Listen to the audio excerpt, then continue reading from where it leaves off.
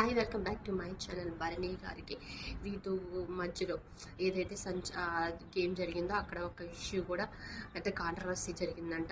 కళ్యాణ్ది issue తీసుకొచ్చి Bharani garu issue చేస్తుంటే ఇంకా వాళ్ళిద్దరి మధ్యన గొడవ జరిగింది.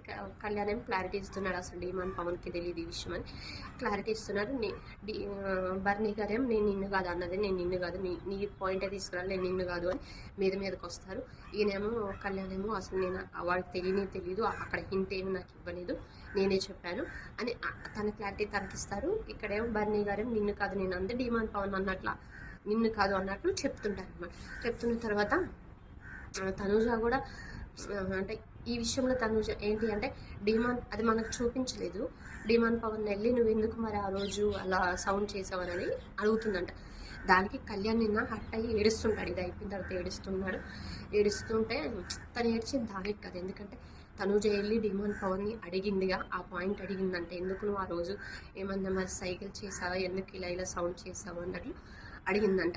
ఆ విషయమే క్లారిటీ ఇస్తాడు. ఆ తనూజ అట్లా అడిగింది అని తను ఫీల్ అవుతున్నాడు. తన ఇంటెన్షన్ ఏంటి, తనూజ కూడా నమ్మలేదా అన్నట్టు అనేసి ఇంకా తర్వాత తనూజ వచ్చి నేనేం నమ్మలేదు అని చెప్పా, కానీ గట్టిగా కొంచెం ఇట్లా అంటది అనమాట.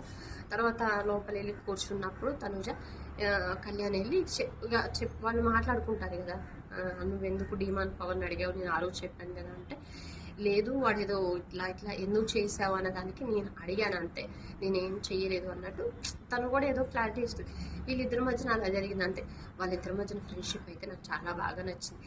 వాళ్ళిద్దరు ఏ పాయింట్ వచ్చినా ఒకళ్ళంతా జరిగినా కానీ ఇక్కడ వరకు స్టాండ్ తీసుకొని ఉన్నారంటే అది గ్రేట్.